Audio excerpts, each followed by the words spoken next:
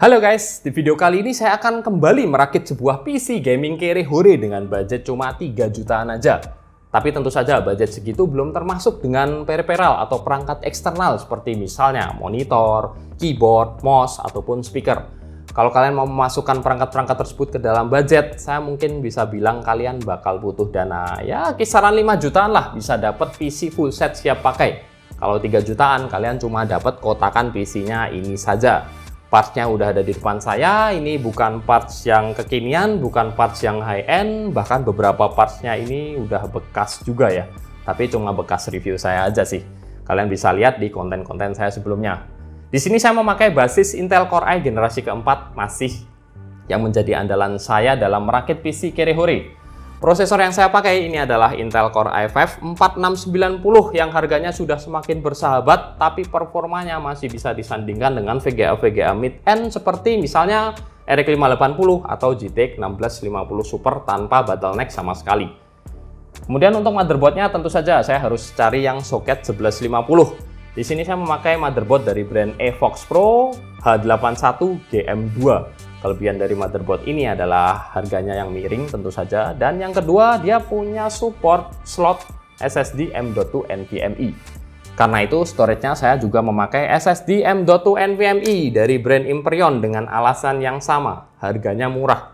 Kapasitasnya yang 256 GB bukan yang 128, karena menurut saya untuk Windows 10 dan aplikasi-aplikasi basic kekinian 128 itu nanti bakalan cepat penuh guys, bakalan bisa terisi separuh lebih. Jadi mending kita pasang yang 256 sekalian. Untuk storage secondary, saya masih memakai hard disk karena lagi-lagi untuk menekan budget ya. Ini saya beli yang 500 GB 2,5 inci. Ini sebenarnya bukan hard disk buat desktop ya, ini hard disk laptop. Tapi memang saya sengaja beli yang 2,5 inci karena keterbatasan di casing. Nanti akan saya kasih tahu alasan saya kenapa memakai yang 2,5 inci ini. Kemudian untuk RAM, di sini saya memakai RAM dari brand yang sama dengan SSD M.2 NVMe-nya, Imprion Hyper-Z 8GB DDR3 x 2. Jadi ini kita langsung dual channel 16GB. Sesuai dengan kapasitas support maksimal dari motherboard Evox Pro H81 GM2 ini. Terus di sini saya juga ada sebuah CPU cooler yang boxnya sangat norak warna-warni dari brand Cube Gaming Win V2 yang sudah pernah direview Mbak Lia. Kenapa saya pakai ini? Karena untuk mendongkrak penampilan aja. Ini ada RBG-nya dan memang cocok kalau ditaruh di casing yang model akuarium seperti ini, supaya bagian dalamnya nggak terlalu kelihatan standar atau polos ya, lebih eye-catching gitu. Untuk VGA card-nya atau graphics card, saya di sini memakai dari brand Suralo RX 580 2048 SP yang kelebihannya udah nggak perlu saya ceritakan lagi ya. Masih sanggup buat mainin game-game AAA kekinian walaupun settingnya mungkin harus mid sampai low. Nah, untuk menghidupkan semua parts ini saya memakai power supply dari brand Aerocool. Jadi ini bukan power supply abal-abal, ini cukup ternama ya. Walaupun kapasitasnya cuma 400 watt. Ini adalah Aerocool United Power 400 watt. Tapi menurut saya sudah cukup buat mengangkat semua parts di sini. i5 Gen 4 4690 ini juga nggak terlalu boros daya. RX 580 2048 SP ini termasuk boros daya sih, tapi nggak mungkin lebih dari 300 watt karena saya sudah pernah coba merakit dengan komposisi yang hampir sama seperti ini guys. Selama power supply yang kalian pakai ini dari brand yang bagus, menurut saya 400 watt saja sudah cukup. Nah, di sini juga ada sepasang fan warna putih yang bungkusnya cuma plastik transparan begini. Ini adalah fan casing dari brand Enlight 12 cm warna putih dan lagi-lagi RBG untuk mendongkrak performa dan airflow. Rencana saya satu akan pakai buat intake, satu buat exhaust, karena memang casing yang saya pakai Armageddon Aquaron MATX warna putih ini nggak include fan sama sekali. Kelebihan dari casing yang satu ini tentu saja penampilannya oke. Model akuarium yang bagian depan dan sampingnya semua tempered glass.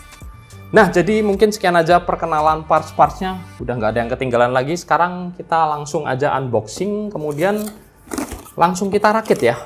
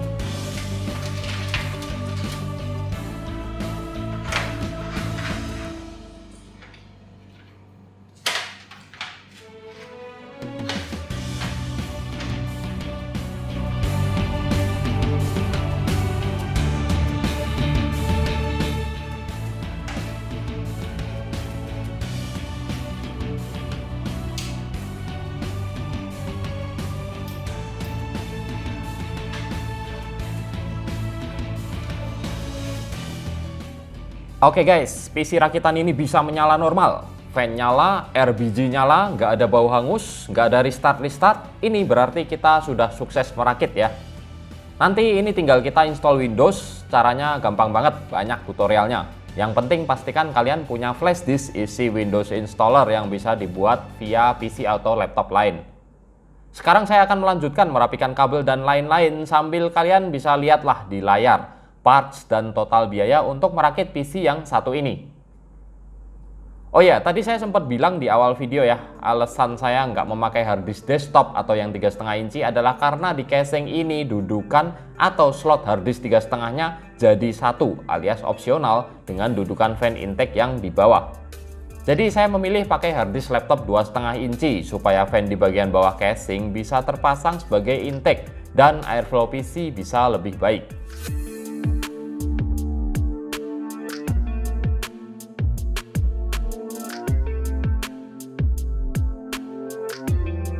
Oke, Windows dan aplikasi-aplikasi basic sudah terinstall dan kalian bisa lihat spesifikasi lengkapnya di CPU-Z dan GPU-Z ini guys.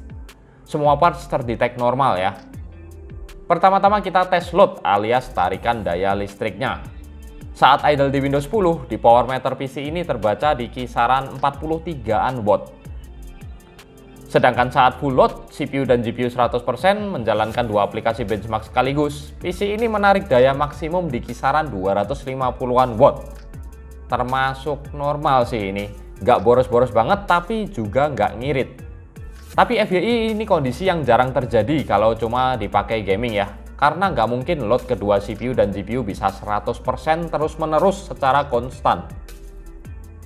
Tes pertama kita coba jalanin 3D Mark Time Spy. Hasilnya PC ini mendapatkan skor total 3796 dengan grafis skor 3940 dan CPU skor 3148.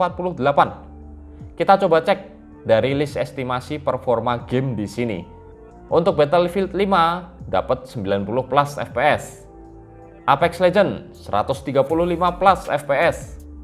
GTA 5 150 plus FPS. Dan Red Dead Redemption 2 cuma 50 plus FPS. Jadi langsung aja kita praktek tes menjalankan game RDR 2 ini dengan resolusi Full HD dan setting balance.